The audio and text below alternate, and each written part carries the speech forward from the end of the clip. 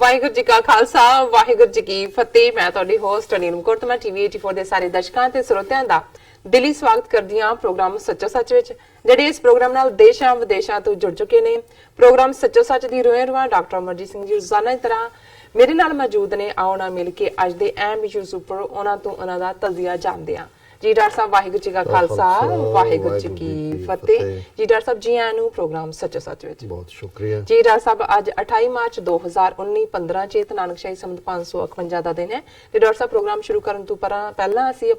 ਆਪਣੇ ਦਰਸ਼ਕਾਂ ਤੇ ਸਰੋਤਿਆਂ ਨੂੰ ਹਮੇਸ਼ਾ ਤਰ੍ਹਾਂ ਦੱਸੀਏ ਵੀਅਰਸ, ਜੇ ਤੁਸੀਂ ਹੱਕ ਸੱਚ ਇਨਸਾਫ ਤੇ ਪੈਰਾ ਦਿਨ ਦਾ ਇੱਕੋ ਇੱਕ ਚੈਨਲ ਟੀਵੀ 84 ਨੂੰ ਦੇਖਣਾ ਚਾਹੁੰਦੇ ਹੋ ਤਾਂ ਤੁਸੀਂ ਦੇਖ ਸਕਦੇ ਹੋ spectrum cable, RCN cable, Bell fibre cable in Canada, roku, Jadoo box, ਸ਼ਾਬਾ, ਫੇਸਬੁੱਕ, ਟੀਵੀ 84 ਦੀ ਐਪ ਰਾਹੀਂ online streaming and IP box ਤੇ ਤੁਸੀਂ ਟੀਵੀ 84 ਨੂੰ ਦੇਖ ਸਕਦੇ ਹੋ। ਵੀਅਰਸ, ਜੇ ਤੁਸੀਂ ਟੀਵੀ 84 ਨਾਲ ਜਾਂ ਪ੍ਰੋਗਰਾਮ ਸੱਚੋ ਸੱਚ ਨਾਲ ਫੇਸਬੁੱਕ ਰਾਹੀਂ ਜੁੜੇ ਹੋ ਤਾਂ ਇਸ ਨੂੰ ਵੱਧ ਤੋਂ ਵੱਧ ਲਾਈਕ ਕਰੋ ਤੇ ਸ਼ੇਅਰ ਕਰੋ ਅਤੇ ਨਾਲ ਹੀ YouTube ਤੇ ਸਬਸਕ੍ਰਾਈਬ ਵੀ ਕਰੋ। Thank you so much. So keep watching TV 84।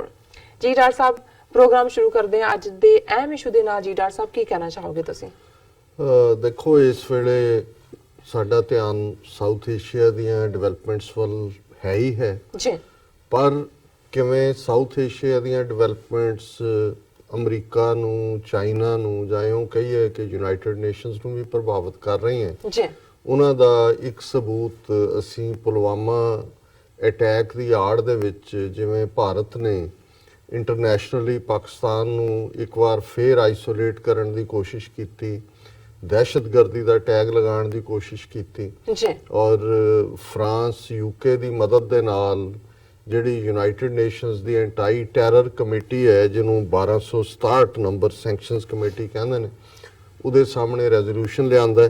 ਕਿ ਮਸੂਦ ਅਜ਼ਹਰ ਜਿਹੜਾ ਕਿ ਇਹਨਾਂ ਦੇ ਇੰਡੀਅਨਸ ਦੇ ਕਹਿਣ ਮੁਤਾਬਕ ਜੈਸ਼ ਏ ਮੁਹੰਮਦ ਦਾ ਚੀਫ ਹੈ, ਉਸ ਨੂੰ ਗਲੋਬਲ ਟੈਰਰਿਸਟ ਐਲਾਨਿਆ ਜਾਏ। ਜੀ, ਹਾਲਾਂਕਿ ਜੈਸ਼ ਏ ਮੁਹੰਮਦ ਨਾਂ ਦੀ ਜਿਹੜੀ ਵੀ ਜਥੇਬੰਦੀ ਹੈ ਉਹਨੂੰ ਪਹਿਲਾਂ ਹੀ ਯੂਨਾਈਟਿਡ ਨੇਸ਼ਨਸ ਦੀਆਂ ਜਿਹੜੀਆਂ ਦਹਿਸ਼ਤਗਰਦ ਆਰਗੇਨਾਈਜੇਸ਼ਨਸ ਨੇ ਜਾਂ ਤਨਜ਼ੀਮਾਂ ਨੇ ਉਹਨਾਂ ਦੀ ਲਿਸਟ ਵਿੱਚ ਰੱਖਿਆ ਹੋਇਆ। ਸੋ ਇਸ ਨੂੰ ਜੇ ਅਸੀਂ ਕੁੱਲ ਮਿਲਾ ਕੇ ਸਾਰੀ ਪ੍ਰੋਸੈਸ ਨੂੰ ਦੇਖੀਏ, ਮਸੂਦ ਅਜ਼ਹਰ ਨੂੰ ਜਿਹੜਾ ਇੱਕ ਈਵਨ ਪਾਕਿਸਤਾਨ ਦੇ ਆਪਣੇ ਸੋਰਸਿਸ ਮੁਤਾਬਕ ਵੀ ਇੱਕ ਬਿਮਾਰ ਆਦਮੀ ਡਾਇਲਿਸਿਸ ਦੇ ਉੱਤੇ, ਔਰ ਉਹਦੇ ਕੋਈ ਇਹ ਨਹੀਂ ਹੈ ਕਿ ਉਹਦੀ ਜਥੇਬੰਦੀ ਦੇ ਅਕਾਊਂਟ ਕੋਈ ਅਮਰੀਕਾ, ਇੰਗਲੈਂਡ, ਫਰਾਂਸ ਦੇ ਬੈਂਕਾਂ 'ਚ ਪਏ ਹੋਏ ਨੇ ਜਿਨ੍ਹਾਂ ਨੂੰ ਫਰੀਜ਼ ਕਰ ਦੇਣਾ ਹੈ, ਜਾਂ ਉਹ ਕੋਈ ਟਰੈਵਲ ਕਰ ਰਿਹਾ, ਛਾਲਾ ਮਾਰ ਰਿਹਾ, ਕਦੇ ਯੂਰਪ 'ਚ ਜਾ ਰਿਹਾ, ਕਦੇ ਅਫਰੀਕਾ 'ਚ ਜਾ ਰਿਹਾ, ਜਿਹਦੇ 'ਚ ਉਹਨੂੰ ਗਲੋਬਲ ਟੈਰਰਿਸਟ ਬਣਾਉਣਾ ਜ਼ਰੂਰੀ ਹੈ। ਲੇਕਿਨ ਬਹੁਤ ਵਾਰੇ ਹੁੰਦਾ ਹੈ ਵੀ ਜੇ ਤੁਸੀਂ ਕਿਸੇ ਦਾ ਖਾਮਖਾ ਨੱਕ ਰਗੜਾਉਣਾ ਚਾਹੋ ਜਾਂ ਕਿਸੇ ਨੂੰ ਜ਼ਲੀਲ ਕਰਨਾ ਚਾਹੋ ਤੇ ਫਿਰ ਤੁਸੀਂ ਇਸ ਕਿਸਮ ਦੇ ਹੱਥਕੰਡੇ ਅਪਣਾਉਂਦੇ ਹੋ। ਸੋ ਇਹ ਚੌਥਾ ਅਟੈਂਪਟ ਸੀ ਇਸ ਟੈਕਨੀਕਲ ਐਂਟੀ ਟੈਰਰ ਕਮੇਟੀ ਦੇ ਸਾਹਮਣੇ, ਔਰ ਚੀਨ ਨੇ ਇਸ ਮੁੱਦੇ ਦੇ ਉੱਤੇ ਅਗੇਨ ਜਿਹੜਾ ਟੈਕਨੀਕਲ ਬਿਨਾਂ ਦੇ ਉੱਤੇ ਹੀ ਆਬਜੈਕਸ਼ਨ ਕੀਤਾ ਔਰ ਉਹਨਾਂ ਨੇ ਕਿਹਾ ਕਿ ਵੀ ਉਹ ਇਹਨੂੰ ਗੋ ਥਰੂ ਨਹੀਂ ਕਰਨ ਦੇ ਸਕਦੇ ਕਿਉਂਕਿ ਉਹਨਾਂ ਨੂੰ ਜ਼ਿਆਦਾ ਹੋਰ ਵਕਤ ਚਾਹੀਦਾ ਹੈ ਇਹ ਸਾਰੇ ਮਾਮਲੇ ਦੀਆਂ ਇੰਟਰੀਕੇਸਿਸ ਸਮਝਣ ਨੂੰ। ਔਰ ਜਿਵੇਂ ਚੀਨ ਦੀ ਪੋਜੀਸ਼ਨ ਇਸ ਮੁੱਦੇ ਦੇ ਉੱਤੇ ਕੰਸਿਸਟੈਂਟ ਰਹੀ ਹੈ ਕਿ ਕਿਸੇ ਵੀ ਇਸ ਕਿਸਮ ਦੇ ਇਸ਼ੂ ਨੂੰ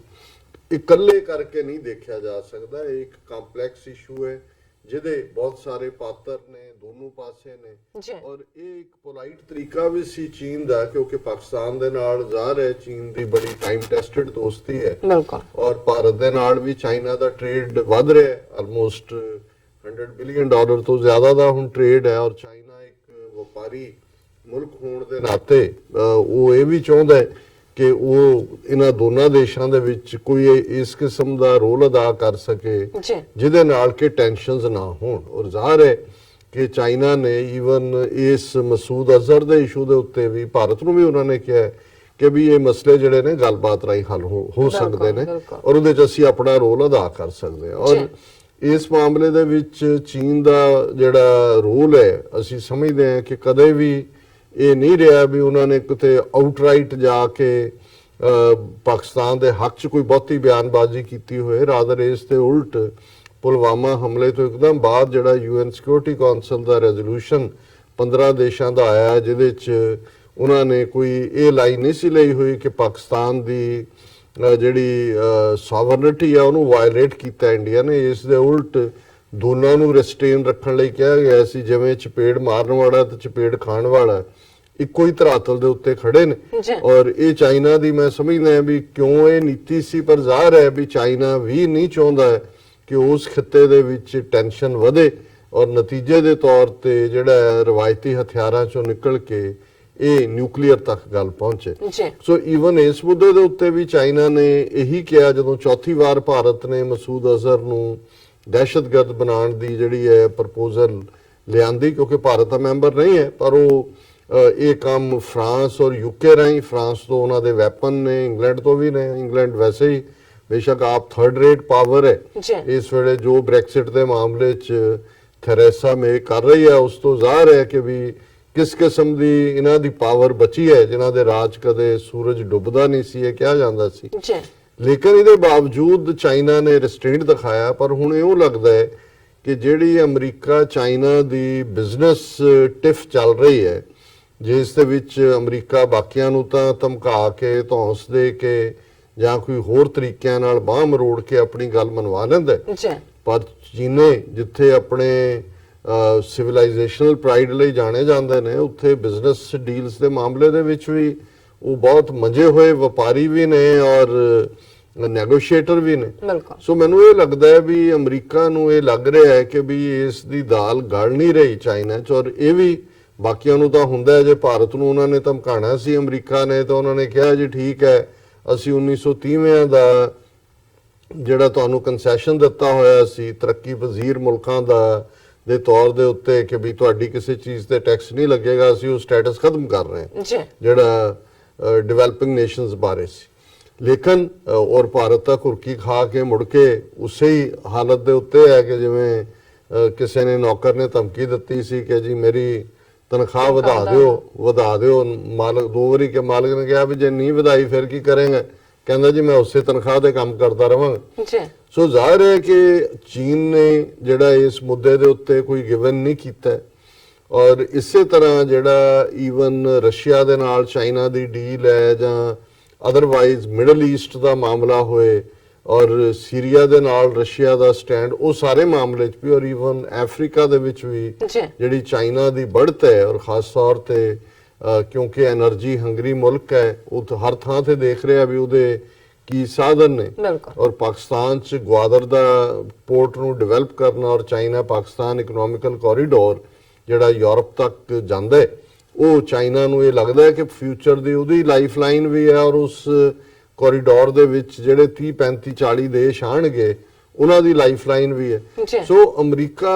ਇਹ ਮਹਿਸੂਸ ਕਰਦਾ ਹੈ ਵੀ ਚਾਈਨਾ ਜਿਹੜਾ ਔਰ ਮਿਲਟਰੀ ਮਾਈਟ ਦੇ ਵਿੱਚ ਵੀ ਚੀਨ ਦਾ ਕੋਈ ਜਵਾਬ ਨਹੀਂ ਹੈ। ਚਾਈਨਾ ਦਾ ਇੱਕ ਵੱਡਾ ਬਜਟ ਜਿਹੜਾ ਹੈ, ਸ਼ਾਇਦ ਅਮਰੀਕਾ ਤੋਂ ਬਾਅਦ ਚਾਈਨਾ ਦੂਸਰਾ ਵੱਡਾ ਮੁਲਕ ਹੈ ਜਿਹਦੇ ਕੋਲ ਜਿਹੜਾ ਇੰਨਾ ਬਜਟ ਡਿਫੈਂਸ ਲਈ ਰੱਖਦਾ ਹੈ, ਉਹ ਸਪੇਸ ਦੇ ਵਿੱਚ ਵੀ ਕੰਮ ਕਰਦੇ ਨੇ, ਦੂਸਰਾ ਵੀ ਹੈ। ਸੋ ਇਸ ਸਾਰੇ ਨੂੰ ਲਿਆਉਣ ਲਈ ਅਮਰੀਕਾ ਨੂੰ ਵੀ ਲੈ ਦੇ ਕੇ ਇਹੀ ਲੱਗਦਾ ਹੈ ਕਿ ਵੀ ਭਾਰਤ ਦਾ ਇਹੀ ਮੁੱਦਾ ਜਿਹੜਾ ਜਿਵੇਂ ਦੁਨੀਆ ਦੇ ਵਿੱਚ ਹੋਰ ਕਿਤੇ ਕੋਈ ਦਹਿਸ਼ਤਗਰਦੀ ਨਾਂ ਦੀ ਚੀਜ਼ ਰਹਿ ਹੀ ਨਹੀਂ ਗਈ। ਤੁਸੀਂ ਦੇਖੋ ਵੀ ਕੀ ਹਾਲਾਤ ਬਣੇ ਹੋਏ ਨੇ ਯਮਨ ਦੇ ਵਿੱਚ, ਕੀ ਹੈ ਸਾਊਦੀ ਅਰੇਬੀਆ ਜਿਸ ਦਾ ਜਿਹੜਾ ਲੂਜ਼ਰ ਹੈ ਉੱਥੇ ਯਮਨ ਦੇ ਵਿੱਚ, ਈਰਾਨ ਦੂਸਰੀ ਪਾਵਰ ਦੇ ਤੌਰ ਤੇ ਗੁਰਿਲਿਆਂ ਦੇ ਨਾਲ ਜਿਹੜਾ ਉਹ ਖਲੋਤਾ, ਔਰ ਉੱਥੇ ਈਵਨ UN ਦੀ ਆਪਣੀ ਰਿਪੋਰਟ ਹੈ ਕਿ ਕਿੰਨੇ ਮਿਲੀਅਨ ਲੋਕ ਜਿਹੜੇ ਨੇ ਉਹ ਸਟਾਰਵੇਸ਼ਨ ਜਿਹੜੇ ਸਟਾਰਵ ਹੋਣ ਜਾ ਰਹੇ ਨੇ, ਭੁੱਖ ਨਾਲ ਮਰਨ ਵਾਲੇ ਨੇ। ਇਸੇ ਤਰ੍ਹਾਂ ਜੇ ਅਸੀਂ ਈਵਨ ਮਿਡਲ ਈਸਟ ਦੇ ਵਿੱਚ ਦੇਖਦੇ ਹਾਂ ਹੋਰ ਥਾਵਾਂ ਦੇ ਉੱਤੇ, ਹੁਣ ਲੈ ਦੇ ਕੇ ਬੁੱਢਾ ਮਸੂਦ ਅਜ਼ਹਰ ਹੀ ਰਹਿ ਗਿਆ ਜਿਹੜਾ ਇਹਨਾਂ ਨੂੰ ਅਮਰੀਕਾ ਦੇ ਟਰੰਪ ਦੀ ਨੀਂਦ ਹਰਾਮ ਕਰ ਰਹੇ। ਲੇਕਿਨ ਗੱਲ ਇਹੀ ਹੈ ਅਲਟੀਮੇਟਲੀ ਕਿ ਚਾਈਨਾ ਨੂੰ ਕਿਤੇ ਨਾ ਕਿਤੇ ਕਰਨ ਦੇ ਲਈ, ਔਰ ਜਿਹੜੀ ਖਬਰ ਅੱਜ ਮੁੱਖ ਤੌਰ ਦੇ ਉੱਤੇ ਸਾਰੇ ਮੀਡੀਆ 'ਚ ਹੈ, ਭਾਰਤ ਦੀਆਂ ਵੀ ਏਜੰਸੀਆਂ ਨੇ ਇਹਨੂੰ ਅਗੇਨ ਬੜਾ ਚੁੱਕਿਆ, ਔਰ ਉਹਦੇ 'ਚ ਇਹ ਹੈ ਕਿ ਹੁਣ ਅਮਰੀਕਾ ਨੇ ਇਹ ਜਿਹੜਾ UN ਦਾ ਇੱਕ ਪ੍ਰੋਸੀਜਰ ਹੁੰਦਾ ਹੈ ਕਿ ਤੁਸੀਂ ਇਹ ਜਿਹੜੀ ਐਂਟੀ ਟੈਰਰ ਕਮੇਟੀ ਰਾਹੀਂ ਜਾਂਦੇ ਹੋ, ਇਹਨੂੰ ਬਾਈਪਾਸ ਕਰਕੇ ਅਮਰੀਕਾ, ਇੰਗਲੈਂਡ ਔਰ France United nation security council 'ਚ ਸਿੱਧੇ ਤੌਰ ਤੇ ਜਿਹੜਾ ਉਹ ਰੈਜ਼ੋਲੂਸ਼ਨ ਲਿਆ ਰਹੇ ਨੇ ਕਿ ਮਸੂਦ ਅਜ਼ਹਰ ਨੂੰ ਦਹਿਸ਼ਤਗਰਦ ਐਲਾਨਿਆ ਜਾਏ। ਹੁਣ ਜ਼ਾਹਰ ਹੈ ਵੀ ਚਾਈਨਾ ਨੇ ਇਸ ਦੇ ਉੱਤੇ ਅਜੇ ਤਾਂ ਜਦੋਂ ਰੈਜ਼ੋਲੂਸ਼ਨ ਆਏਗਾ, ਚਾਈਨਾ ਆਬਵੀਅਸਲੀ ਉਹਦੇ ਕੋਲ ਵੀਟੋ ਦਾ ਰਾਈਟ ਹੈ, ਲੇਕਿਨ ਈਵਨ ਅਮਰੀਕਾ ਦਾ ਇਹ ਜਿਹੜਾ ਯਤਨ ਵੀ ਹੈ ਇਹਨੂੰ ਵੀ ਚਾਈਨਾ ਨੇ ਬੜੀ ਕੌੜੀ ਅੱਖ ਦੇ ਨਾਲ ਲਿਆ ਜੀ। ਕਿ ਵੀ ਇਹ ਜਿਹੜਾ ਬਾਈਪਾਸ ਕਰਨਾ ਐਂਟੀ ਟੈਰਰ ਕਮੇਟੀ ਨੂੰ ਅਮਰੀਕਾ ਵੱਲੋਂ, ਇਹ ਚਾਈਨਾ ਦੀ ਫੋਰਨ ਮਿਨਿਸਟਰੀ ਦੇ ਸਪੋਕਸਮੈਨ ਨੇ ਕਿਹਾ ਵੀ ਇਹ ਇਸ਼ੂ ਨੂੰ ਹੋਰ ਕੰਪਲਿਕੇਟ ਕਰ ਦੇ, ਔਰ ਉਹਨਾਂ ਨੇ ਅਮਰੀਕਾ ਨੂੰ ਇਹ ਤਾੜਨਾ ਵੀ ਕੀਤੀ ਹੈ ਕਿ ਐਕਟ ਕੌਸ਼ੀਅਸਲੀ, ਜੀ ਕਿ ਵੀ ਇਹ ਜਿਹੜਾ ਬਿਲਕੁਲ ਧੁੱਸ ਮਾਰ ਕੇ ਇਹ ਜਿਹੜਾ ਕਰਨ ਵਾਲੀ ਗੱਲ ਨਹੀਂ ਹੈ। ਔਰ ਇਸ ਸਾਰੇ ਚੋਂ ਆਲਰੇਡੀ ਕਿਉਂਕਿ ਮਾਰਚ 13 ਨੂੰ ਚਾਈਨਾ ਨੇ ਜਦੋਂ ਰੋਕਿਆ ਉਹਨੂੰ ਟੈਕਨੀਕਲ ਕਮੇਟੀ 'ਚ, ਹੁਣ ਆਲਮੋਸਟ 2 ਹਫ਼ਤੇ ਬਾਅਦ ਅਮਰੀਕਾ ਜੇ ਡਾਇਰੈਕਟ ਉਹਨੂੰ ਯੂਐਨ ਸਿਕਿਉਰਿਟੀ ਕਾਉਂਸਲ 'ਚ ਲਿਆਉਣਾ ਚਾਹੁੰਦੇ, ਜੀ। ਔਰ ਇਹ ਖਬਰ ਹੀ ਜਿਹੜੀ ਮੁੱਖ ਤੌਰ ਦੇ ਉੱਤੇ ਸਾਰੇ ਪਾਸੇ ਲੱਗੀ ਹੋਈ ਹੈ ਕਿ ਚਾਈਨਾ ਦਾ ਜਿਹੜੇ ਚਾਈਨੀਜ਼ ਫੋਰਨ ਮਿਨਿਸਟਰੀ ਦੇ ਸਪੋਕਸਪਰਸਨ ਨੇ ਮਿਸਟਰ ਗੈਂਗ ਸ਼ੁਆਂਗ, ਉਹਨਾਂ ਨੇ ਇਹ ਗੱਲ ਕਹੀ ਹੈ ਕਿ ਵੀ ਵਾਸ਼ਿੰਗਟਨਸ move ਕੰਪਲਿਕੇਟਸ the issue or this is not in line with the resolution of the issue through dialogue and negotiations. ਉਹਨਾਂ ਨੇ ਕਿਹਾ ਜੀ ਜੇ ਮਸਲੇ ਦਾ ਹੱਲ ਉਹਨੂੰ ਰਿਜ਼ੋਲਵ ਕਰਨਾ ਹੈ, ਜੀ। ਉਹਦਾ ਤਰੀਕਾ ਗੱਲਬਾਤ ਹੈ ਔਰ ਜਿਹੜਾ ਆਪਸੀ ਵਿਚਾਰ ਵਟਾਂਦਰਾ ਹੈ। ਇਸ ਤੋਂ ਬਿਨਾਂ this has reduced the authority of committee as a main anti-terrorism body of the United Nations Security Council, and this is not conducive to the solidarity and only complicates the issue ਕਿ ਵੀ ਇਹ UN ਦੀ committee ਹੈ, ਤੁਸੀਂ ਉਹਦੀ authority ਨੂੰ ਜਿਹੜਾ ਉਹ ਡਿਮਿਨਿਸ਼ ਕਰ ਰਹੇ ਹੋ ਜੀ। ਔਰ ਇਹ ਇਸ਼ੂ ਨੂੰ ਹੋਰ ਵੀ ਕੰਪਲਿਕੇਟ ਕਰ ਰਹੇ। ਔਰ ਜਿਵੇਂ ਇਸ ਸਟੋਰੀ 'ਚ ਵੀ ਹੈ ਕਿ ਚਾਈਨਾ ਦੇ ਕੋਲ ਹੈ ਪਾਵਰ, ਉਹਨੂੰ ਵੀਟੋ ਵੀ ਕਰ ਸਕਦਾ ਹੈ, ਜੀ। ਪਰ ਫਿਰ ਵੀ ਚਾਈਨਾ ਨੇ ਕਿਹਾ ਕਿ we urge the US to act cautiously and avoid forcefully moving forward this resolution draft, Gang said. ਉਹਨੇ ਕਿਹਾ ਜੀ ਇਹ ਧੱਕੇ ਨਾਲ ਇਹਨੂੰ ਅੱਗੇ ਨਾ ਲਿਆਓ, ਜੀ। ਔਰ since China needs more time to conduct an in-depth and comprehensive review, we put forward a technical hold to the relevant listing on March 13. This is in line with the rule of the procedures of this committee, and there are some precedent cases of such technical holds. ਕਿ ਵੀ ਜਿਹੜਾ ਅਸੀਂ technical hold ਪਾਇਆ ਹੈ March 13 ਨੂੰ, ਵੀ already ਇਦਾਂ ਦੇ case ਪਹਿਲਾਂ ਹੋਏ ਨੇ, ਉਹਦੇ ਪ੍ਰੈਸੀਡੈਂਟ ਨੇ, ਔਰ ਅਮਰੀਕਾ ਜਿਹੜਾ ਹੈ ਇਹਨੂੰ ਪੁਸ਼ ਕਰ ਰਿਹਾ, ਇਹ ਠੀਕ ਨਹੀਂ ਹੈ। The listing of Masood involves a series of complex factors and China has also been working to seek proper solutions through dialogue and consensus। ਕਿ ਇਹ ਮਸੂਦ ਅਜ਼ਹਰ ਦਾ ਇਸ਼ੂ ਜਿਹੜਾ ਹੈ ਸਿੰਪਲ ਨਹੀਂ ਹੈ, ਇਹ ਕੰਪਲੈਕਸ ਹੈ, ਔਰ ਚਾਈਨਾ ਵੀ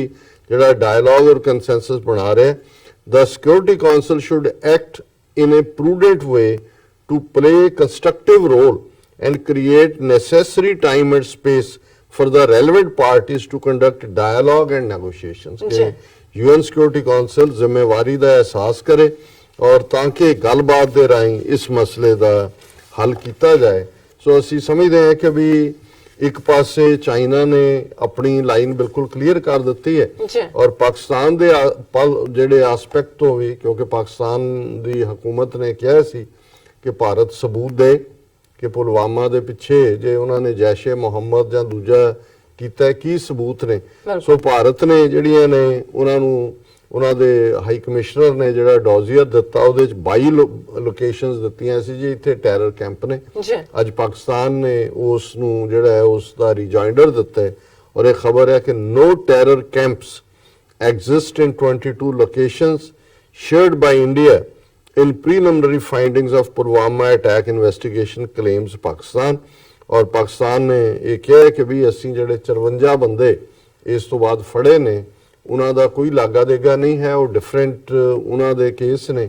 ਔਰ ਉਹਨਾਂ ਦਾ ਪੁਲਵਾਮਾ ਦੇ ਨਾਲ ਕੋਈ ਸਬੰਧ ਨਹੀਂ ਹੈ। ਔਰ ਉਹਨਾਂ ਨੇ ਕਿਹਾ ਕਿ ਵੀ ਉਹਨਾਂ ਨੇ 22 pin locations shared by India ਜਿਹੜੀਆਂ ਸੀ ਉਹਨਾਂ ਨੂੰ ਉਹਨਾਂ ਦੀ ਤਫਤੀਸ਼ ਕੀਤੀ ਹੈ, but found no terror camps and claimed that there are no links to nail 54 people detained in connection with the Pulwama terror attack as it shared the preliminary findings with New Delhi। फिर इसके बावजूद पाकिस्तान ने किया है कि Pakistan is willing to allow visits on request to these locations the foreign office। उन्होंने भारत ਨੂੰ ਕਿਹਾ ਜੀ ਅਸੀਂ ਇਹ ਫਾਈਂਡ ਕੀਤਾ ਹੈ, ਫਿਰ ਵੀ ਜੇ ਤੁਹਾਡੀ ਚਾਹਨਾ ਹੈ ਤੁਸੀਂ ਆਪਣੇ ਭੇਜੋ ਬੰਦੇ, ਅਸੀਂ ਉਹਨਾਂ ਨੂੰ ਇਹਨਾਂ ਲੋਕੇਸ਼ਨਸ ਦਾ ਜਿਹੜਾ ਉਹ ਦੌਰਾ ਵੀ ਕਰਵਾ ਸਕਦੇ। ਔਰ ਇਸ ਦੇ ਨਾਲ ਮੈਂ ਸਮਝਦਾ ਵੀ ਕਿਉਂਕਿ 27 ਫਰਵਰੀ ਨੂੰ ਭਾਰਤੀ ਹਾਈ ਕਮਿਸ਼ਨਰ ਨੇ ਡੋਜ਼ੀਅਰ ਦਿੱਤਾ ਸੀ ਔਰ ਪਾਕਿਸਤਾਨ ਨੇ ਇਹਦਾ ਜਵਾਬ ਦਿੱਤਾ। ਉਸ ਤੋਂ ਪਹਿਲਾਂ ਪਾਕਿਸਤਾਨ ਇੱਕ ਦਿਨ ਪਹਿਲਾਂ ਇਹ ਕਹਿ ਚੁੱਕਾ ਹੈ ਕਿ Pulwama attack Pakistan PIMS Pulwama blame on local conditions. ਉਹਨਾਂ ਨੇ ਕਿਹਾ ਜੀ ਅਸੀਂ ਇਨਵੈਸਟੀਗੇਟ ਕੀਤੇ और Pakistan has pinned the blame for Pulwama attack on local conditions in Kashmir in its preliminary findings। उन्होंने कहा भी ਅਸੀਂ ਜਿਹੜੀ ਤਸ਼ਵੀਸ਼ ਕੀਤੀ ਹੈ ਮੁੱਢਲੇ ਤੌਰ ਤੇ ਉਹਦੇ ਚ ਕੋਈ ਪਾਕਿਸਤਾਨ ਦੇ ਵਿਚਲਾ ਕੋਈ ਰੋਲ ਨਹੀਂ ਹੈ। Pakistan has argued that it was impossible for its citizens to cross the heavily militarized line of control and then effect an explosion in a place teeming with Indian security personnel। कि भी ये impossible है कि उन्होंने line of control किया और उत्थे जिथे कि टिड्डी दल की तरह भारत के सिक्योरिटी दस्ते ने उत्थे जाके हमला किया। फिर भी पाकिस्तान ने जिहड़ा दरवाज़ा खुला रखा कि भी जे तुहाडे कोल कोई एविडेंस और दूजा हैगा तो दसो। और इस दे नाल ही उन्होंने ये गल बड़ी क्लीयरली ये कही है कि भी ये जिहड़ा ये सारा काम जिहड़ा पुलवामा वाला वो तुहाडी अपनी धरती दे उत्ते ही होया और तुहाडे अपने लोग इहदे च इन्वॉल्व ने, इहदे नाल साडा कोई लागा देगा नहीं। ਹੁਣ ਅਸੀਂ ਇੱਕ ਪਾਸੇ ਦੇਖਦੇ ਹਾਂ ਵੀ ਪਾਕਿਸਤਾਨ ਨੇ ਫੌਰਨ ਕੋਆਪਰੇਟ ਵੀ ਕੀਤਾ ਹੈ ਆਪਣਾ, ਉਹਨਾਂ ਨੇ ਕਿਹਾ ਵੀ ਆ ਜਾਓ ਫਿਰ ਵੀ ਜੇ ਤੁਹਾਨੂੰ ਲੱਗਦਾ ਹੈ। ਪਰ ਦੂਸਰੇ ਪਾਸੇ ਜਿਹੜਾ ਇਹ ਅਮਰੀਕਾ ਦਾ ਰੋਲ ਹੈ, ਹੁਣ ਗੱਲ ਇਹ ਨਹੀਂ ਹੈ, ਗੱਲ ਤਾਂ ਜਿਹਨੂੰ ਪੰਜਾਬੀ ਚ ਕਹਿੰਦੇ ਨੇ ਕਿ ਗੱਲ ਸਹੇ ਦੀ ਨਹੀਂ ਹੈ, ਗੱਲ ਪਹਿ ਦੀ ਹੈ ਕਿ ਵੀ ਜਿਸ ਰਸਤਿਓਂ ਸਿਆਹ ਆਇਆ ਵੀ ਉਸ ਰਸਤਿਓਂ ਹੋਰ ਵੀ ਆਣਗੇ। ਵੀ ਜਿਹੜਾ ਇਹ ਅਮਰੀਕਾ ਦਾ ਟ੍ਰੈਂਡ ਹੈ ਕਿ ਵੀ ਪਾਕਿਸਤਾਨ ਨੂੰ ਇੱਕ ਬਣਾ ਕੇ ਵਿੱਚ ਫੁੱਟਬਾਲ ਚਾਈਨਾ ਨੂੰ ਹਿੱਟ ਕਰਨ ਦਾ ਇਹ ਠੀਕ ਲਾਈਨ ਨਹੀਂ ਹੈ। ਔਰ ਇਹਦੇ ਉਲਟ ਜਦੋਂ ਕਿ ਦੂਸਰੇ ਪਾਸੇ ਇੰਡੀਆ ਦੇ ਨਾਲ ਦਾ ਮੁੱਦਾ ਆਉਂਦਾ, ਜਿਵੇਂ ਅਸੀਂ ਕੱਲ ਜਿਹੜਾ ਪਹਿਲਾ ਸਾਡਾ ਸੈਗਮੈਂਟ ਸੀ ਓਪਨਿੰਗ ਕਿ ਕਿਵੇਂ ਸਪੇਸ ਦੇ ਵਿੱਚ ਜਾ ਕੇ ਇਹਨਾਂ ਨੇ ਖੁਦ ਪ੍ਰਧਾਨ ਮੰਤਰੀ ਦਾ ਦਾਅਵਾ ਹੈ ਮੋਦੀ ਦਾ ਕਿ ਜੀ ਅਸੀਂ ਸੈਟੇਲਾਈਟ ਹਿੱਟ ਕੀਤੀ 2-3 ਮਿੰਟ ਦੇ ਵਿੱਚ ਕਰ ਦਿੱਤੀ ਔਰ ਅਸੀਂ ਚੌਥੀ ਸੁਪਰ ਪਾਵਰ ਬਣ ਗਏ। ਔਰ ਉਹ ਸਾਰੇ ਚ ਫਿਰ ਇਹ ਵੀ ਆਇਆ ਕਿ ਜੀ ਇਹ ਕਹਿਣ ਲਈ ਜੀ ਅਸੀਂ ਕੋਈ ਜਿਹੜਾ ਉਹ ਸਪੇਸ ਦੇ ਵਿੱਚ ਜਾ ਕੇ ਕੋਈ ਕਚਰਾ ਕ੍ਰੀਏਟ ਨਹੀਂ ਕੀਤਾ ਜਿਹਨੂੰ ਕੂੜਾ ਕਰਕਟ ਅਸੀਂ ਕਵਾਂਗੇ। ਫਿਰ ਆ ਗਿਆ ਜੀ ਨਹੀਂ ਅਸੀਂ ਤਾਂ 300 ਕਿਲੋਮੀਟਰ ਤੋਂ ਘੱਟ ਤੇ ਕੀਤਾ, ਉਹ 2-4 ਹਫ਼ਤੇ ਚ ਧਰਤੀ ਤੇ ਆ ਕੇ ਡਿੱਗ ਪਏਗਾ। ਹੁਣ ਇਹੀ ਟੈਸਟ ਜਦੋਂ ਚਾਈਨਾ ਨੇ ਕਿਹਾ, ਹਜੇ ਤੱਕ ਹਾਲਾਂਕਿ ਕਨਫਰਮ ਨਹੀਂ ਹੋਇਆ, ਲੇਕਿਨ ਜਿਵੇਂ ਅਮਰੀਕਾ ਨੇ ਸਾਰੇ ਦੇ ਉੱਤੇ ਜਿਹਨੂੰ ਕਹਿੰਦੇ ਨੇ ਕਿ ਟੈਪ ਔਨ ਦਾ ਰਿਸਟ ਵੀ ਐਂ ਕਰਕੇ ਕਾਕਾ ਅੱਛਾ ਹੁਣ ਨਾ ਕਰੀ, ਇਹ ਵੀ ਨਹੀਂ ਕਿਹਾ ਹੈ ਉਹਨਾਂ ਨੇ ਇਹਦਾ ਨੋਟਿਸ ਵੀ ਨਹੀਂ ਲਿਆ। ਉਹ ਵੀ ਜਿਹੜਾ ਉਹਨਾਂ ਦਾ ਸਪੋਕਸਪਰਸਨ ਸੀ ਉਹਨੂੰ ਪੁੱਛਿਆ, ਉਹਨੇ ਕਿਹਾ ਜੀ ਅਸੀਂ, ਔਰ ਮੋਦੀ ਦੀ ਸਟੇਟਮੈਂਟ ਦਾ ਉਹਨੇ ਹਵਾਲਾ ਦਿੱਤਾ ਨਹੀਂ ਜਿਵੇਂ ਅੱਜ ਅਸੀਂ ਦੇਖ ਰਹੇ ਹਾਂ ਕਿ ਵੀ acting US defence secretary Patrick Shanahan warned any nations contemplating anti satellite weapons.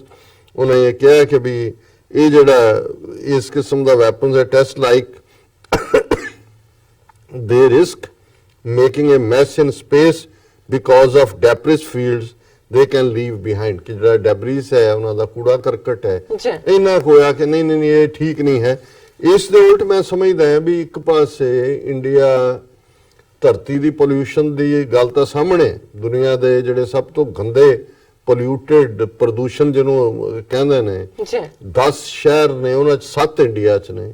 Delhi ਦੇ ਵਿੱਚ ਕਈ ਅਮਰੀਕਨ ਐਮਬੈਸੀ ਤੋਂ ਲੈ ਕੇ ਕਈ ਐਮਬੈਸੀਆਂ ਨੇ ਇੰਨਾ ਪੋਲਿਊਸ਼ਨ ਲੈਵਲ ਹੁੰਦਾ ਹੈ ਕਿ ਜਿਹੜੇ ਉਹਨਾਂ ਦੇ ਉੱਥੇ ਬਾਹਰਲੇ ਨੇ ਡੈਲੀਗੇਟ ਜਾਂ ਡਿਪਲੋਮੈਟ ਜਿਨ੍ਹਾਂ ਨੂੰ ਖਾਸ ਤੌਰ ਤੇ ਸਾਹ ਦੀ ਬਿਮਾਰੀ ਹੈ, ਜਿਨ੍ਹਾਂ ਨੂੰ ਨਹੀਂ ਸੀ ਉਹਨਾਂ ਨੂੰ ਹੋ ਗਈ ਆ, ਉਹ ਇਹ ਵਿਊ ਐਕਸਪ੍ਰੈਸ ਕਰ ਚੁੱਕੇ ਨੇ ਕਿ ਜੀ ਅਸੀਂ ਇੱਥੋਂ ਮੂਵ ਕਰਨਾ ਚਾਹੁੰਦੇ ਹਾਂ। ਹੁਣ ਜੇ ਭਾਰਤ ਦਾ ਇਹ ਕਲੇਮ ਵੀ ਹੋਏ ਕਿ ਜੀ ਉਹਨੇ ਪੁਲਾੜ 'ਚ ਨਹੀਂ ਕੀਤਾ ਕਿ ਬਈ ਉੱਥੇ ਨਹੀਂ ਹੈ, ਇਹ ਤਾਂ ਧਰਤੀ ਤੇ ਡਿੱਗੇਗਾ, ਫਿਰ ਵੀ ਇਹੀ ਪੋਲਿਊਸ਼ਨ ਹੈ। ਔਰ ਇਹੀ ਗੱਲ ਦੁਨੀਆ ਦੇ ਵਿੱਚ ਜਦੋਂ ਅਮਰੀਕਾ ਕਿਸੇ ਹੋਰ ਨੂੰ ਪੈਂਦਾ, ਜੇ ਇਹੀ ਟੈਸਟ ਪਾਕਿਸਤਾਨ ਨੇ ਕਰਨ ਦਾ ਦਾਅਵਾ ਕੀਤਾ ਹੁੰਦਾ, ਇਹਨਾਂ ਨੇ ਕੀਤਾ ਜਾਂ ਨਹੀਂ, ਇਹ ਤਾਂ ਬਾਅਦ ਦੀ ਗੱਲ ਹੈ। ਤੇ ਹੁਣ ਤੱਕ ਪਾਕਿਸਤਾਨ ਦੇ ਖਿਲਾਫ ਇਹਨਾਂ ਨੇ ਕੋਈ ਨਾ ਕੋਈ ਲਿਆਂਦਾ ਹੋਣਾ ਸੀ। ਔਰ ਇੱਕ ਪਾਸੇ ਇਸ ਕਿਸਮ ਦਾ ਵਰਤਾਰਾ ਹੈ ਕਿ ਵੀ letting the man go with the tap on the wrist, ਪਰ ਦੂਜੇ ਪਾਸੇ ਜਿਹੜਾ ਇੱਕ ਡੈਡ ਇਸ਼ੂ ਹੈ ਵੀ ਸਾਹਮਣੇ ਆ ਗਿਆ ਵੀ ਪੁਲਵਾਮਾ ਦਾ ਜਿਹੜਾ ਉਹ ਬੰਦਾ ਵੀ ਲੋਕਲ, ਟਰੱਕ ਵੀ, ਗੱਡੀ ਵੀ ਲੋਕਲ, ਜਿਹੜਾ RDX ਜਾਂ ਡਾਇਨਾਮਾਈਟ ਜੋ ਵੀ ਹੈ ਇਹਨਾਂ ਦਾ, ਕਿਉਂਕਿ ਇਹਨਾਂ ਦੀਆਂ ਖਬਰਾਂ ਹੁੰਦੀਆਂ ਨੇ ਉੱਥੇ ਕਿਹੜਾ ਇਹਨਾਂ ਨੇ ਕਿਸੇ ਇੰਟਰਨੈਸ਼ਨਲ ਟੀਮ ਨੂੰ ਜਾ ਕੇ ਇਨਵੈਸਟੀਗੇਟ ਕਰਵਾਇਆ ਵੀ ਕੀ ਹੈ, ਉਹ ਵੀ ਹੈ ਜਿਹੜਾ ਇੰਡੀਆ ਵਾਇਲੇਟ ਕਰਦਾ ਪਾਕਿਸਤਾਨ ਦੀ ਸੋਵਰਨਿਟੀ। ਸੋ ਇਹ ਠੀਕ ਨਹੀਂ ਹੈ। ਅਲਟੀਮੇਟਲੀ ਜਦੋਂ ਇਸ ਕਿਸਮ ਦੀ ਸ਼ਹਿ ਵਾਲੀ ਗੱਲ ਹੋਏਗੀ, ਔਰ ਇਹਦੇ ਮੈਨੂੰ ਕਦੇ ਵੀ ਇਹ ਸ਼ੱਕ ਨਹੀਂ ਹੈ ਕਿ ਵੀ ਜਿਹੜੀ ਪਾਕਿਸਤਾਨ ਦੀ ਸੋਵਰਨਿਟੀ ਵਾਇਲੇਟ ਕੀਤੀ ਇੰਡੀਆ ਨੇ, ਉਹ ਇਹਨਾਂ ਦੀ ਰਜ਼ਾਮੰਦੀ ਦੇ ਨਾਲ ਹੀ ਕੀਤੀ, ਕਿਉਂਕਿ ਉਸ ਤੋਂ ਕੁਝ ਦਿਨ ਪਹਿਲਾਂ ਉਹਨਾਂ ਦੇ ਇਹ ਟਰੰਪ ਨੇ ਕਿਹਾ ਸੀ ਕਿ India is thinking to do something big Pulwama ਤੋਂ ਬਾਅਦ। ਸੋ ਸਮਥਿੰਗ ਬਿਗ ਦਾ ਮਤਲਬ ਇਹ ਵੱਖਰੀ ਗੱਲ ਹੈ ਕਿ 24 ਘੰਟੇ 'ਚ ਜੁੱਤੀਆਂ ਖਾ ਕੇ ਜਿਹੜਾ ਫਿਰ ਉਹਨਾਂ ਦੀ ਹੋਸ਼ ਟਿਕਾਣੇ ਆ ਗਏ, ਪਰ ਹੁਣ ਇਹ ਜਿਹੜਾ ਇਹ ਇਧਰੋਂ ਤੁਖ ਨਹੀਂ ਦੇ ਰਹੇ ਨੇ UN ਦੇ ਵੱਲੋਂ। ਸੋ ਕੁੱਲ ਮਿਲਾ ਕੇ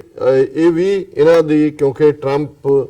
ਜਿਹੜਾ 130 ਮਿਲੀਅਨ ਆਪਣੀ ਕਿੱਟੀ 'ਚ ਲੈ ਕੇ ਰੂਸ ਨਾਲ ਜਿਹੜੀ ਇਨਵੋਲਵਮੈਂਟ ਦੀ ਗੱਲ ਸੀ, ਮੂਲਰ ਰਿਪੋਰਟ ਦੀ ਕਲੀਅਰੈਂਸ ਵੀ ਨਹੀਂ ਹੋਈ ਪਰ ਕਲੇਮ ਹੀ ਕਰਨਾ ਹੈ, ਜਿਵੇਂ ਉੱਥੇ ਮੋਦੀ ਕਲੇਮ ਕਰਦਾ ਜੀ ਪੁਲਵਾਮਾ 'ਚ ਤੋਂ ਬਾਅਦ ਕਿ ਜੀ ਬਾਲਾਕੋਟ 'ਚ ਵੀ ਅਸੀਂ ਜਿੱਤ ਗਏ, ਅਸੀਂ ਹੁਣ ਚੌਥੀ ਸੁਪਰ ਪਾਵਰ ਵੀ ਸਪੇਸ ਪਾਵਰ ਬਣ ਗਏ ਹਾਂ। ਇਸੇ ਤਰ੍ਹਾਂ ਟਰੰਪ ਕਲੇਮ ਕਰਦਾ ਵਿਕਟਰੀ, ਉਹ ਪੈਂਟਾਗਨ ਰਾਹੀਂ $1 ਬਿਲੀਅਨ ਜਿਹੜਾ ਉਹ ਸੈਂਕਸ਼ਨ ਕਰਵਾ ਲਿਆ ਕਿ ਜੀ ਵਾਲ ਬਣਾਣੀ ਹੈ, ਕਹਿੰਦੇ ਸਾਡਾ ਪਹਿਲਵਾਨ ਜਿੱਤ ਗਿਆ। ਸੋ ਮੈਨੂੰ ਇਹ ਲੱਗਦਾ ਹੈ ਵੀ ਇਹ ਇਸ ਵੇਲੇ ਜਿਹੜਾ ਇਹ ਨਿਓ ਨਾਜ਼ੀ ਥਿੰਕਿੰਗ ਔਰ ਏਜੰਡਾ ਇਹਦੇ 'ਚ ਇਹ ਦੋਨੋਂ ਇੱਕ ਦੂਸਰੇ ਦੇ ਫਿੱਟ ਬਹਿੰਦੇ ਨੇ, ਲੇਕਿਨ ਕੁੱਲ ਮਿਲਾ ਕੇ ਜਿਹੜੇ ਇੱਥੋਂ ਵਾਲੇ ਵੀ ਨੇ ਨੀਤੀ ਕਾੜੇ, ਉਹਨਾਂ ਨੂੰ ਇਹ ਦੇਖਣਾ ਬਣਦਾ ਹੈ ਕਿ ਇਸ ਸਾਰੇ ਦੇ ਨਾਲ ਇੱਕ ਪਾਸੇ ਜਿੱਥੇ ਪੂਰੀ ਹਿੰਦੂਤਵੀ ਦਹਿਸ਼ਤਗਰਦੀ ਸਿਖਰ ਤੇ ਹੈ ਔਰ ਦੂਸਰਾ ਸੈਗਮੈਂਟ ਸਾਡਾ ਇੰਡੀਅਨ ਰਾਈਟਰ ਤੇ ਹੀ ਲਿਖਤ ਤੇ ਬੇਸਡ ਹੈ ਕਿ ਕਿਵੇਂ ਜਿਹੜਾ ਸੈਫਰਨ ਟੈਰਰ ਹੈ, ਜਿਹੜਾ ਭਗਵਾ ਦਹਿਸ਼ਤਗਰਦੀ ਹੈ, ਪਿਛਲੇ ਸਾਲਾਂ 'ਚ ਕਿੰਨੀ ਤੇਜ਼ੀ ਦੇ ਨਾਲ ਭਾਰਤ 'ਚ ਵਧੀ ਹੈ। ਉਹਨਾਂ ਚੋਂ ਅਮਰੀਕਾ ਨੂੰ ਕੋਈ ਦਹਿਸ਼ਤਗਰਦ ਜਥੇਬੰਦੀ ਨਜ਼ਰ ਨਹੀਂ ਆਉਂਦੀ। ਉੱਥੇ ਤੁਸੀਂ ਦੇਖੋ ਸਮਝੌਤਾ ਐਕਸਪ੍ਰੈਸ ਜਿਹਦੇ 'ਚ 60 ਦੇ ਕਰੀਬ ਪਾਕਿਸਤਾਨੀ ਮਾਰੇ ਗਏ, ਉਹ ਸਾਰੇ ਬਰੀ, ਅਸੀਮਾਨੰਦ ਵੀ ਔਰ ਕਰਨਲ ਪ੍ਰੋਤ ਵੀ ਉਸ ਤੋਂ ਪਹਿਲਾਂ, ਔਰ ਦੂਸਰਾ ਔਰ ਜਿਹੜਾ ਇਸ ਸਾਰੇ ਚੋਂ ਇਹਨਾਂ ਨੂੰ ਕੋਈ ਨਜ਼ਰ ਨਹੀਂ ਆਉਂਦਾ ਵੀ ਭਾਰਤ ਕਿਵੇਂ ਦੁਨੀਆ ਦੀ ਸਭ ਤੋਂ ਵੱਡੀ ਦਹਿਸ਼ਤਗਰਦ ਜਮਾਤ RSS ਨੂੰ ਜਿਹੜਾ ਉਹ ਪੁਸ਼ਤਪਨਾਹੀ ਨਹੀਂ ਦੇ ਰਿਹਾ। ਹਕੂਮਤ ਹੀ ਜਿਹੜੀ ਹੈ, ਮੋਦੀ ਦੀ ਹਕੂਮਤ ਹੀ RSS ਦੀ ਆਊਟਫਿਟ ਹੈ, ਲੇਕਿਨ ਦੂਸਰੇ ਪਾਸੇ ਇੱਕ ਖਾਮਖਾ ਦਾ ਮਾਹੌਲ ਕ੍ਰੀਏਟ ਕਰਨਾ, ਇਹਦੇ ਨਾਲ ਅਲਟੀਮੇਟਲੀ ਇਹੀ ਹੋਏਗਾ ਜਦੋਂ ਤੁਸੀਂ ਇਸ ਕਿਸਮ ਦੀ ਦਹਿਸ਼ਤਗਰਦੀ ਵਾਲੇ ਮੁਲਕ ਨੂੰ, ਜਿਹੜਾ ਭਾਰਤ ਅਸਲ 'ਚ ਇਸ ਵੇਲੇ ਰੀਅਲ ਦਹਿਸ਼ਤਗਰਦੀ ਉਹ ਕਰ ਰਹੇ ਨੇ, ਈਵਨ ਇਲੈਕਸ਼ਨਸ ਦੇ ਨਾਂ ਥੱਲੇ ਅਸੀਂ ਜ਼ਿਕਰ ਕੀਤਾ ਸੀ ਹਰਿਆਣੇ 'ਚ ਕਿਵੇਂ ਇੱਕ ਮੁਸਲਮਾਨ ਪਰਿਵਾਰ ਦੇ 20 ਜੀ ਉਹਨਾਂ ਦੇ ਰਿਸ਼ਤੇਦਾਰ ਵੀ ਆਏ ਸੀ, ਉਹਨਾਂ ਦੀ ਮਾਰ ਕੁਟਾਈ ਕਰਕੇ ਉਹਨਾਂ ਨੂੰ ਕਿਹਾ ਜੀ ਪਾਕਿਸਤਾਨ ਜਾਓ। ਫਿਰ ਕੈਥਲ ਜ਼ਿਲ੍ਹੇ ਦੇ ਇੱਕ ਪਿੰਡ ਦੇ ਵਿੱਚ ਗੁਰਦੁਆਰੇ ਤੇ ਹਮਲਾ ਕੀਤਾ, ਇੱਕ ਸਿੱਖ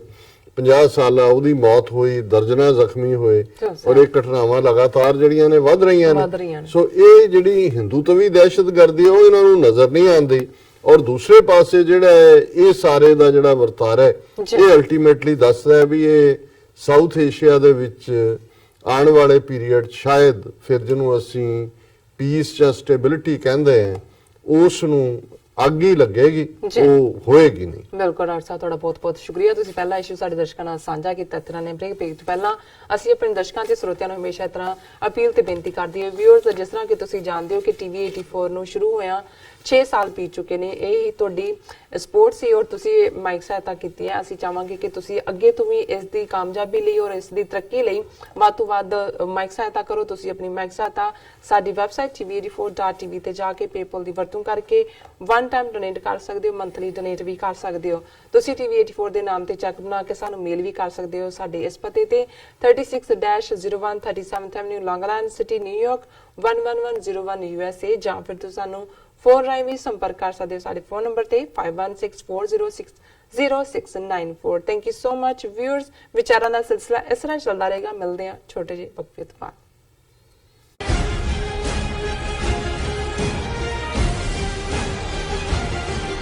ਖਾਲਸਾ ਸਾਜਨਾ